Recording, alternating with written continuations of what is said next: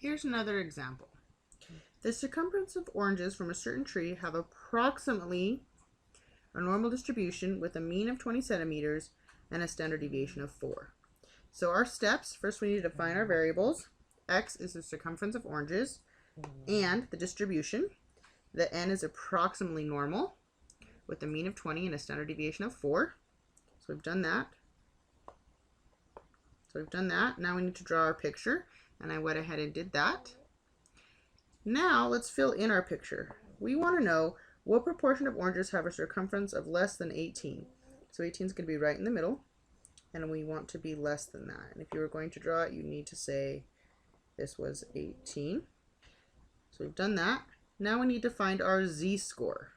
So our z-score again is 18, the actual score, minus the average, divide by the standard deviation.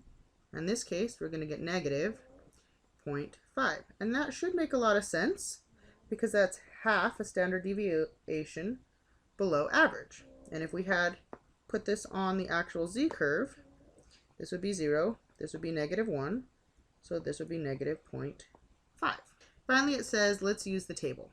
So turn to page A7475 in your book. There are 2 pages. There is a table for percents that are less than 50 and a table for percents that are greater than 50. Again, they always go to the left. Well, in this case, we were less. And so we want to find our z-score along the edge.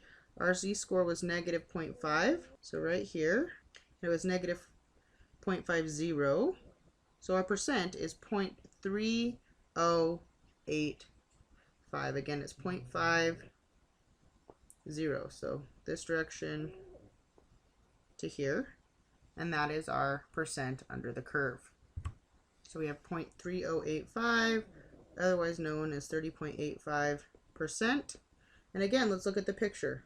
That's 50. Could this be 30.85%?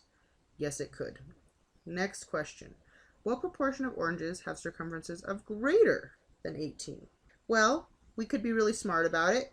If this was 30.85, we could just do 1 minus, and I'm going to work with the decimal this time, 0.3085, and get the other direction.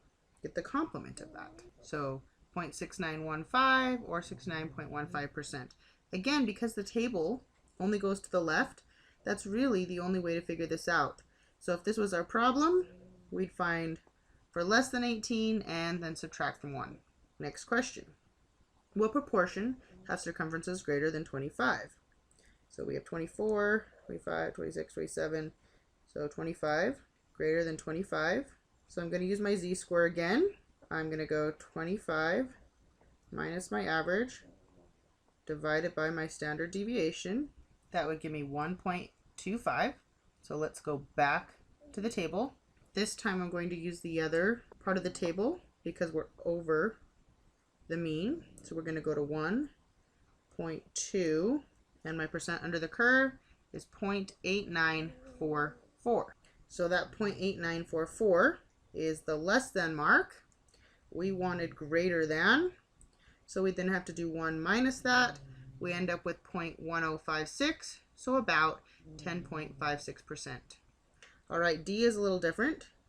What proportion have circumferences between 17 and 19? I went in and drew the 17 and 19 on my curve, and we want this percent in here. Well, with the calculator, it's really easy, but going the old school way for today's homework, we actually have to find the probability of being less than 17 and the probability of being less than 19, and then subtracting the 2 to get the middle. Let's again use our z-scores. I went ahead and found those z-scores. The z-score for 17 was negative 0.75. So using my table, I could go negative 0.75, and that is a probability of 0.2266. The other one for 19 was negative 0.25, and we have 0.4013. And then what we need to do is just subtract the 2 amounts. If you subtract those 2 amounts, you get 0.1757, or in other words, this little red, was green, now red strip is 17.57% of the curve, or of the population of oranges have a circumference between 17 and 19 centimeters. All right, for E, we're going the other direction. It says, what is the 90th percentile for this distribution? So what we want is we want the actual centimeter measure where 90% of the oranges measure less than that. So we have 50, it's like 84, so 90, 90 should go in here. And we're trying to find this actual score, or this K value. So we're going to go backwards. Flip back to your table. This time we've been given the area under the curve. We've been given this, and we're looking for the z-score. So we're going to start inside the table and look for the number closest to 90. And if you look over here, we're really close at 0.8997 and 0.9015. Well, this value is only 0.0003 away. So that's the one we're going to use, and we're going to find the z-score for that. Go backwards. And we have a z of 1.28. That corresponds to 90% of the curve being below that value. We now have a z-score of 1.28. So again, we're going to use our formula. We're just going to go backwards. Well, that is equal some value k that we're looking for, or the circumference of orange that we're looking for, minus the average, divided by the standard deviation of 4. And you can just solve this, times both sides by 4, add 20.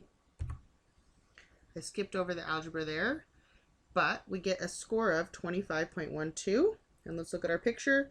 Could that be 25.12 centimeters? Yes, it could. All right, I'm not going to do F and G because they're the same idea. The first quartile would just be doing that for 25%. And the interquartile range, we could find it for Q1, which would be 25% or less. Q3, 75% or less. And then again, we'd have to subtract the two values that we found. Your homework is homework number 1. The problem's on page 129. Again, you must use the z-table, or if they fall right on the standard deviations, you can use this table right here.